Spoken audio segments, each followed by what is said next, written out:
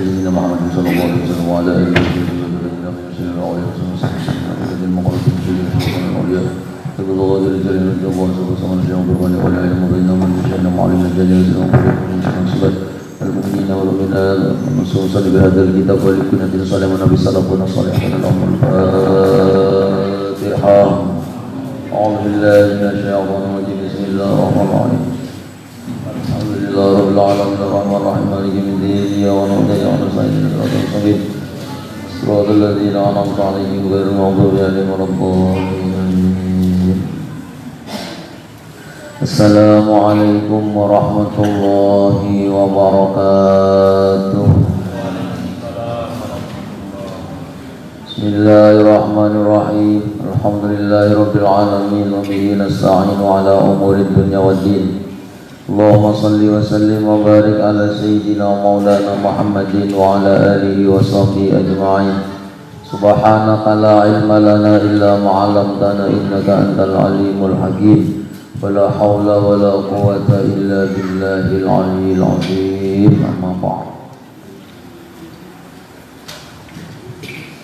بسم الله الرحمن الرحيم. قال المصنف رحمه الله تعالى ونفعنا به وفي جميع علومه وفي الدارين آمين.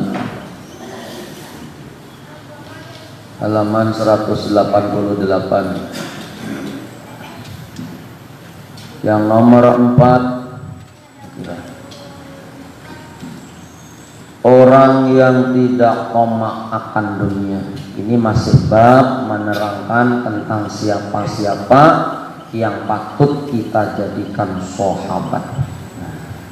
Nah, kemarin sudah yang pertama orang yang berakal, yang kedua orang yang berakhlak mulia, yang ketiga orang yang soleh, yang keempat orang yang tidak tamak akan dunia. Jadi kalau untuk bersahabat dunia dan akhirat, karena sahabat dunia dan akhirat berarti saling mencintai karena Allah, bukan karena selain Allah.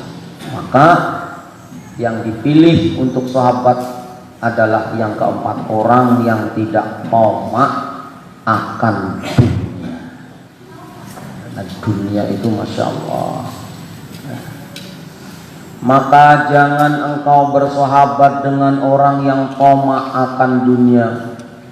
Bersahabat dengannya adalah racun yang dapat membunuh, karena tabiat seorang itu cepat sekali meniru dan mengikuti tabiat orang lain. Jadi tabiat itu ya watak. Nah, akhirnya karena berteman dengan orang atau bersahabat dengan orang yang tamak akan dunia, cepat menjangkit, menular, meniru tabiat orang yang suka tamak.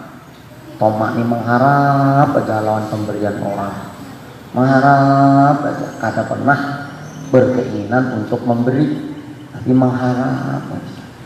Tamak akan dunia, meniru. Akhirnya kalau kita bersahabat dengan orang tersebut, dan perangai yang baik cepat sekali berubah menjadi jahat. Bila kita bersahabat dengan orang yang tamak dunia, walaupun tadinya itu baik, akan cepat berubah karena berteman atau bersahabat dengan orang yang tamak. Cepat benar perubahannya, jadi berubah menjadi jahat. Sekira-kira kita tidak menyadarinya, menyadari, maka suka sekedudukan dengan orang yang tamak pada dunia akan menambah tamakmu terhadap dunia. Ini tergantung sahabat. Teman sahabat suka beribadah, otomatis karena sahabat yang senang beribadah, maka sampean akan terbawa mengikuti sahabat yang senang beribadah. Ini kumpulannya apa?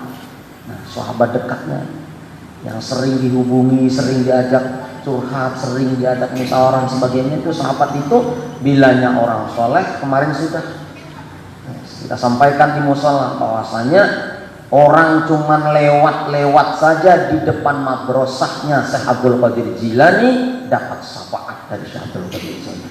Karena sahabatnya adalah orang soleh. Ya kita nih sedudukan orang nang besar duniawi aja. Karena pelan-pelan lepas perangai baiknya yang suka duduk di majelis, yang suka berzikir, lepas karena memburu kepingin kayak sahabat dekatnya yang selalu memburu urusan dunia. Ada salah bang artinya kita memburu dunia, cuman nah jangan dikalahkan urusan akhiratnya.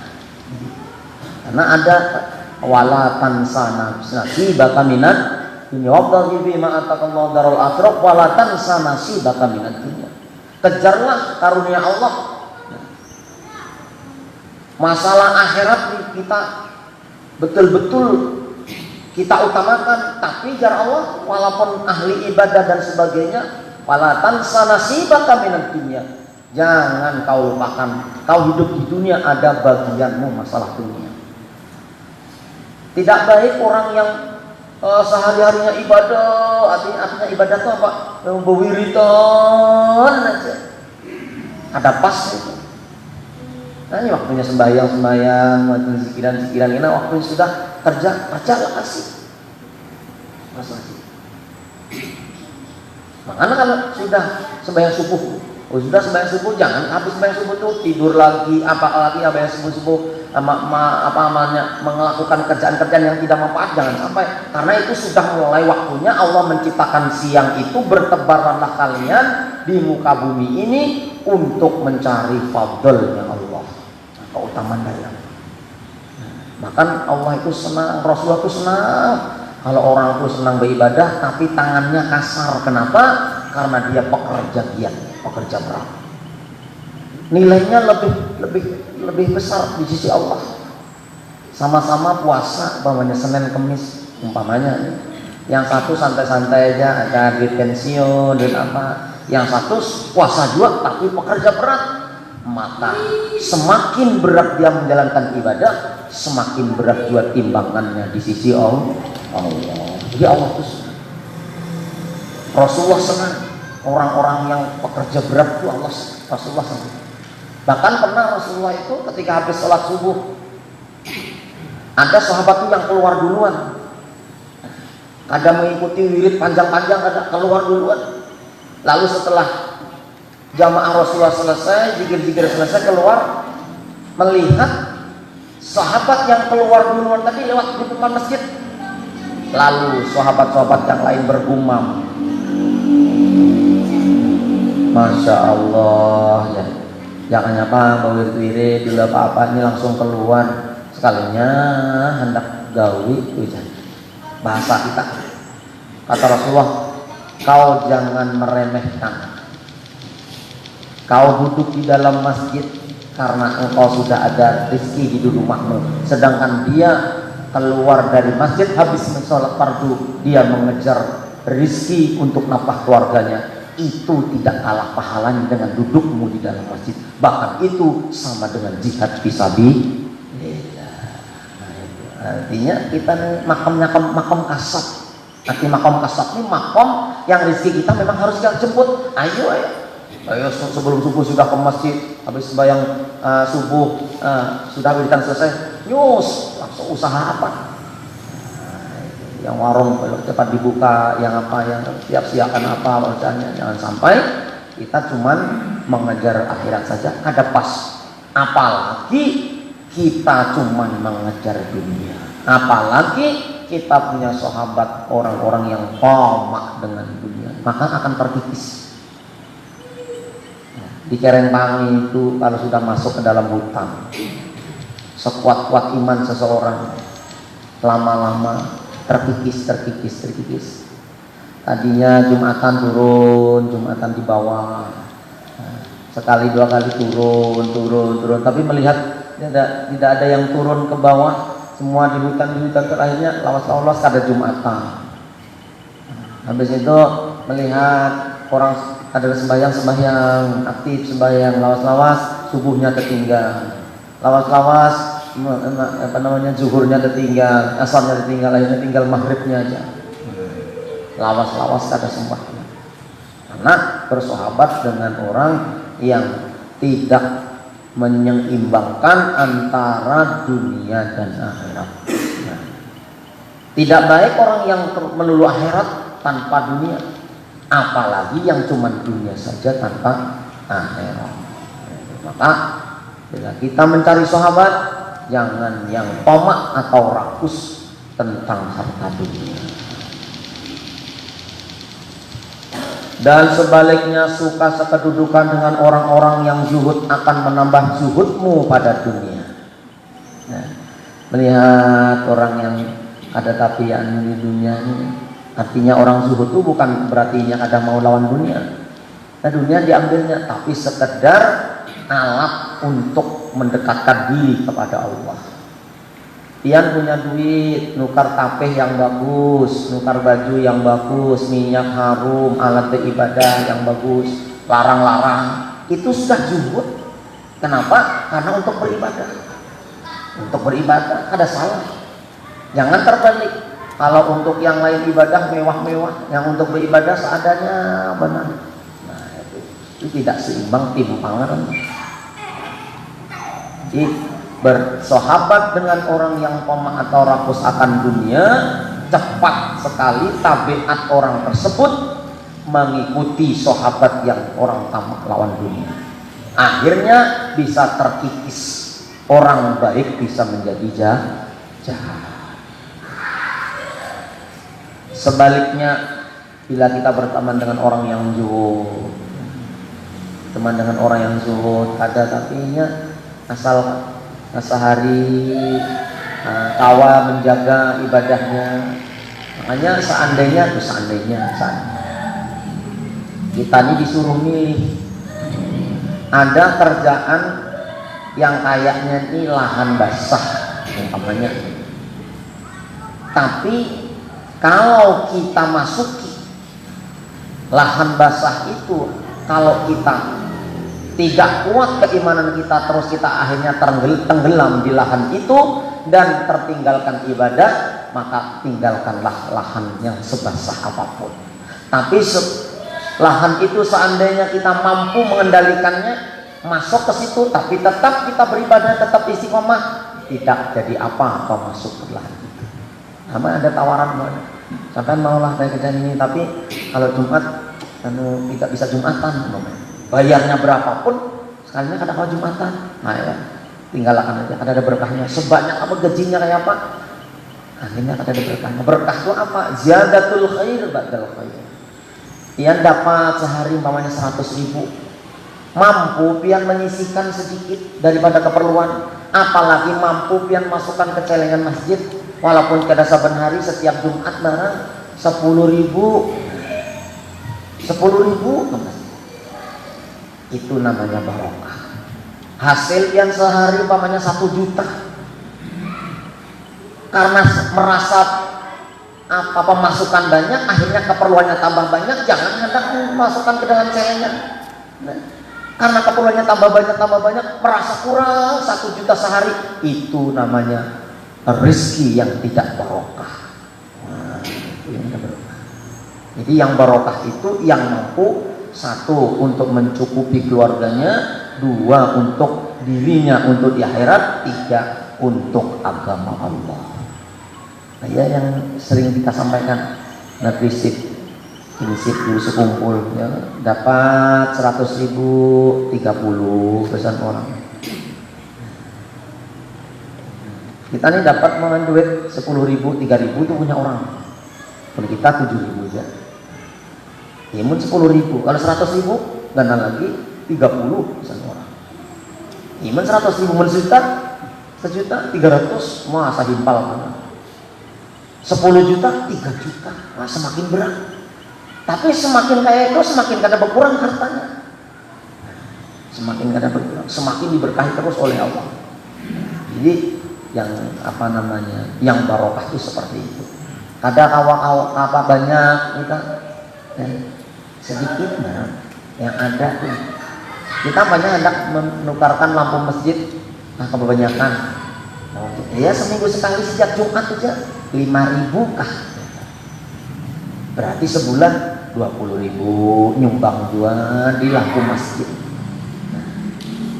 Nah, dilanggar tuh alhamdulillah ada aja. Karena yang betul-betul barokah tuh nih. Apalagi nukarakan aqua itu jangan dianggap sepele. Jadi sedekah itu ibadah yang cepat dibalas oleh Allah, dunia dan akhirat, dirasakan betul-betul. Terutama sedekah minuman dan makanan, itu yang paling cepat. Allah membalasnya itu paling cepat. Terutama pas orang lagi haus atau orang lagi lapar, kita memberikan itu luar biasa. Itu sangat dicintai oleh Rasulullah Sallallahu Alaihi Wasallam. Kita lanjutkan yang kelima. Orang yaitu yang kita jadikan sahabat adalah orang yang benar. Benar itu jujur. Jujur itu sidik.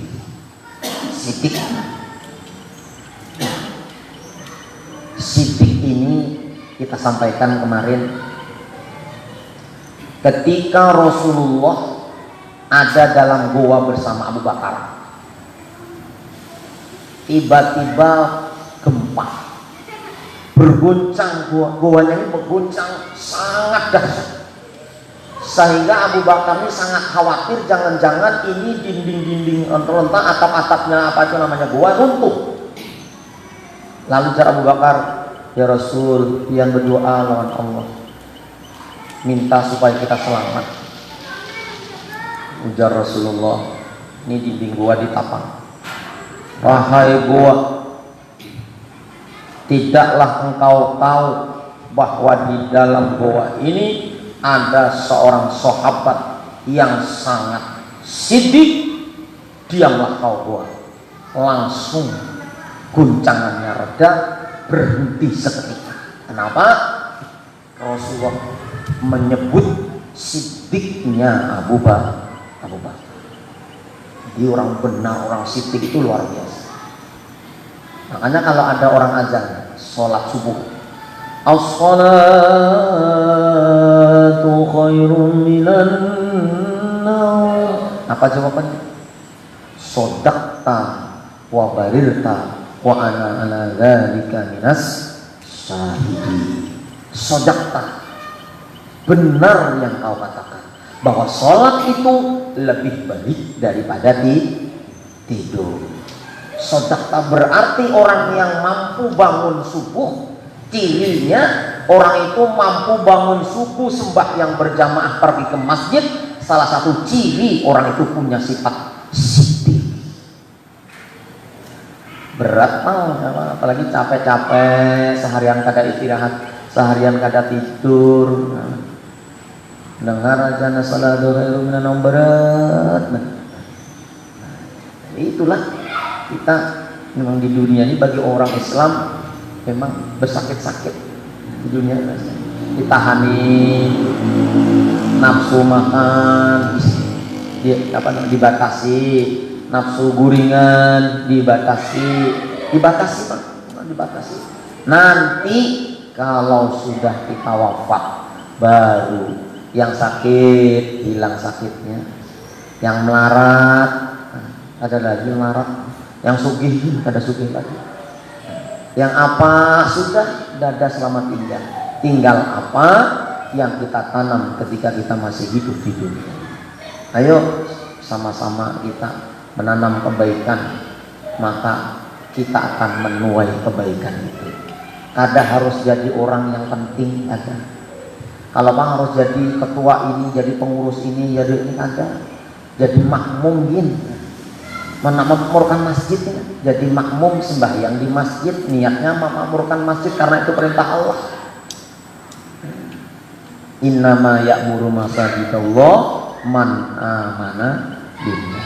Sesungguhnya orang yang memakmurkan masjid itu adalah orang-orang yang beriman kepada Allah. Ada harus jadi imamnya, harus jadi pengurusnya.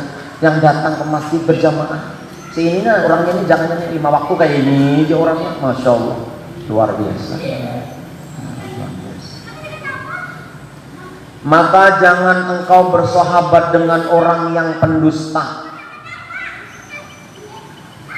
Barangkali ia akan menipu engkau karena ia laksana fata morgana yang seakan-akan mendekatkan yang jauh, menjauhkan yang dekat. Hati-hati orang kalau sudah pendusta bekawan, kita dikeramputinya, diakalinya, diculasinya kalau sudah pendusta. Makanya dalam Al-Quran kalimat khoba itu 8 dalam Al-Quran itu khoba itu artinya binasa atau rugi dan celaka.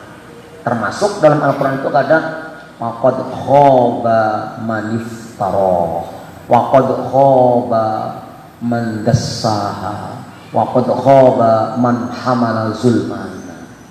Banyak khoba. Nah, di antara khoba itu ada waqad khoba maniftara, betul-betul celaka, binasa orang-orang pendusta agama. Pendusta.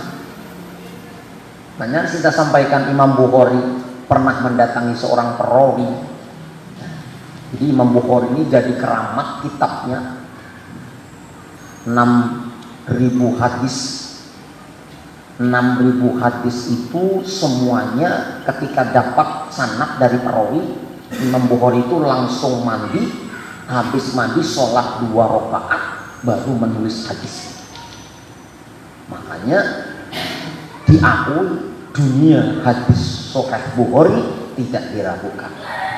Pernah Imam Bukhari mendatangi orang jauh ke Baghdad sana. Sekali didatangi orang yang perawi hadis tadi mengeluarkan kuda dengan membawa satu wadah. Ternyata wadah tadi kosong. Bahasa kita kayak kita ngerambuti ayam atau ngerambuti membaungi kucing. Padahal tangan kita ada iwaknya. Ini mengeluarkan kuda membawa baskom. Nah, ternyata baskomnya kosong. Keluar bahasa kita. Dengan baskom kosong, Imam Bukhari melihat, Pak, sampean kenapa? Ini saya lagi mengeluarkan kuda ini. Saya tipu-tipu pakai baskom kosong supaya dia mau keluar. Oh iya Pak, terima kasih informasinya. Mohon pamit. Ada jadi mengambil sanad daripada orang yang menipu kuda. Dari Imam Bukhari kuda jadi prambuti, apalagi manusia. Nah ini bisa hadisnya bisa dhaif. Ini berarti sanadnya kada sahih, ada jadi dibuat sidin ke dalam kitab Sahih Bukhari karena perawinya ketahuan mendustai kuda. Nah, saking seperti itu, makanya tidak akan sukses, tidak akan terhormat dan mulia di dunia ini kalau orang itu pendusta. Ya pandir aja, kada tahu dusta aja sekalinya. Nah, sehari kada dusta sakit parut. Ya manusia itu, masya Allah. Hati-hati, maka itu yang menghalangi keluarnya roh itu sakit. Pendusta. Maka jangan bersahabat dengan pendusta. Barangkali ia akan menipu engkau. Sekali itu, kan percaya lagi Imam Bukhari itu. Makanya kitabnya Imam Sahih Bukhari itu paling kada kita walaupun kada bisa membaca, berisi di rumah untuk barokahnya. Karena itu kitab itu ditulis Imam Bukhari dalam keadaan suci, habis mandi, habis sholat, keluar dari mulut yang suci, yaitu mulut mulianya baginda Rasulullah Sallallahu Alaihi. Makanya kalau orang hendak membaca hadis, seperti Sayyid Alawi Al-Maliki, Sayyid Alawi Al-Maliki yang bungas, orang yang berjabis itu beliau kalau ada orang tanya tentang hadis, ajudannya ditanya, apa ada keperluan apa tamu saya? Ujar ajudannya, itu tamu sampean mau bertanya tentang hadis Nabi Sallallahu Alaihi Wasallam. Sayyid Ali Al-Maliki masuk ke dalam rumah, mandi dulu, wudu dulu, pakai baju, pakai imamah, pakai surban, pakai jubah, berminyak harum, bersiwak, baru maju menghadapi tamunya. Kenapa? Karena yang ditanyakan adalah soal hadis. Makanya cirinya orang muhaddisun, cirinya orang itu ahli hadis, surbannya hijau. Surban itu ahli hadis. Kita kada wani pakai surban itu bukan ahlinya.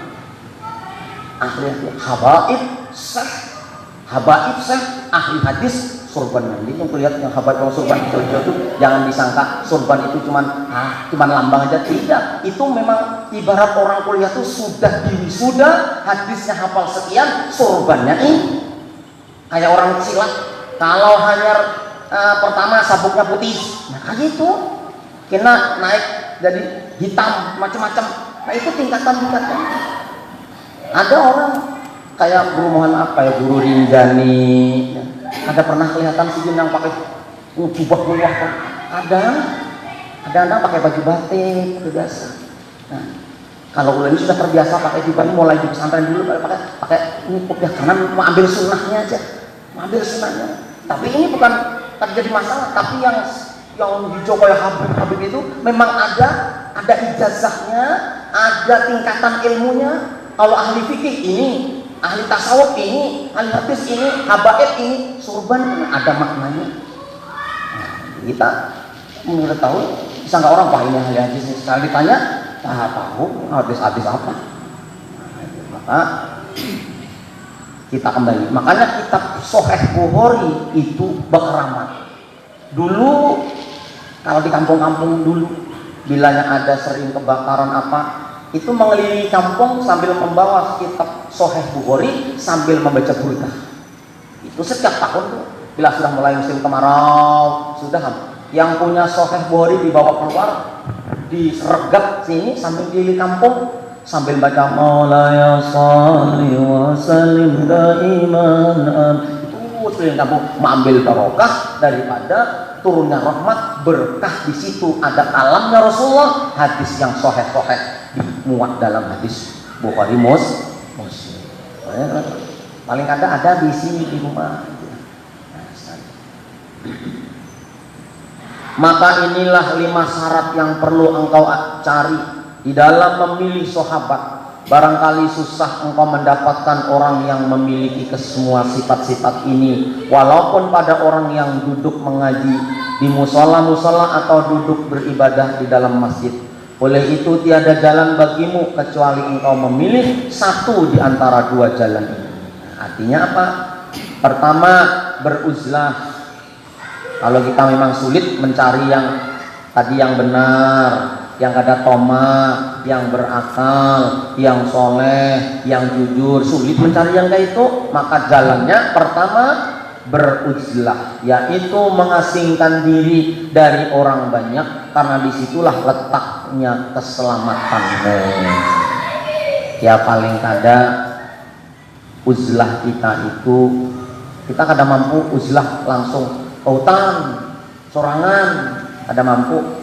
Maka uzlah kita minimal dikurangi keluar beraramian, dikurangi berjalan kalau tidak ada faidahnya. Kalau memang ada urusan bisnis, urusan kerjaan, urusan mengurus apa dan sebagainya untuk nafkah dan sebagainya, silahkan. Tapi minimal kalau memang ada kepentingan, mengurangi keluar untuk berhura-hura atau beramai-ramai. Itu uzlah orang kita awam. Aku nih bila keluar pasti maksiat kada tahan. Ayo aja guring aja jam-jam 9 jam 10 guring. Bangun jam 3:30 bangun. Uzlah tuh. Guring pian yang kayak itu tuh. Masuk kamar niatnya menjauhi maksiat karena memang diri ini doa bila keluar mata jelalatan, bila keluar untung nyambati orang, maka tidurmu di waktu itu dihitung uzlah, berpahala di sisi Allah Subhanahu. Biar menghitung ada cacak lewat itu, cacak kada bermaksiat kita. Yang keluar itu belum tentu lagi. Karena kadang-kadang banyak dosanya daripada pahala. Yang kedua apa? Jadi pertama beruzlah, yaitu mengasingkan diri dari orang banyak, karena disitulah letak keselamatanmu. Yang kedua, bergaul dengan orang banyak mengikut kedudukan mereka masing-masing yang berdasarkan kepada 3 bahagian. 1, saudaramu untuk akhiratmu, maka janganlah engkau perhatikan padanya kecuali hanya hal agama. Jadi saudara untuk akhirat. Kalau kita nih ada mampu memilih kawan yang satu, diutamakan saudara untuk akhirat, maka janganlah engkau perhatikan padanya kecuali hanya hal agama saja. Karena ini untuk akhirat. Hal-hal yang untuk agama, bagi ini saudara akhirat, hal ini agama kayak apa? Ada kebaikannya berkumpul dengan ini agamanya, kalau dituruti kada selamat kita kada agamanya, atau kada semakin buruk atau semakin baik ya. Hanya kalau sahabat itu membawa Isya sudah jam 7. Nah itu artinya utamakan kalau kita tidak mampu berteman yang mana-mana, tapi urusan akhirat menjadikan jangan engkau perhatikan padanya kecuali hanya hal-hal akhirat saja. Nah, itu selamat kita sudah. Anda urusan dalam bisnis nantinya kita kada ada modal, nah pamannya lah. Anda urusan ini kita kada sanggup, tapi ini ada kebaikannya dalam agama. Apa raki? Tanyai tentang apa? Ikuti tentang agamanya yang baik pada diri seseorang itu. Nah, wallahu a'lam bishawab. Nah, ini sudah jam 7. Nah, mudah-mudahan kita semuanya dalam keadaan sehat zahir dan batin, dalam taat beribadah kepada Allah sampai kita akhir hayat kita muntawa, kita diambil oleh Allah dalam keadaan taat beribadah kepada Allah Subhanahu wa taala. Al-Fatihah. Bismillahirrahmanirrahim. Alhamdulillahirabbil alamin arrahmanirrahim maliki iyyaka na'budu wa iyyaka nasta'in ihdinas siratal mustaqim siratal ladzina an'amta 'alaihim ghairil maghdubi 'alaihim waladdallin. Amin ya Allah ya rabbal alamin. Bismillahirrahmanirrahim. Allahumma shalli wa sallim wa barik ala sayyidina Muhammad wa ala alihi washabihi ajma'in. Allahumma ij'al jam'ana hadha jam'an marhuma wa ij'al jam'an maghfura wa ij'al jam'an mubaraka. Tafarraqna masuma alimna bima yanfa'una wa 'allamtana wa 'allamna khalisatan liwajhika wa atina bika bi khairin ajma'in. Sallallahu alaihi wasallam Muhammad wa alihi wasallam. Alhamdulillahirabbil alamin. Taqabbalallahu minkum.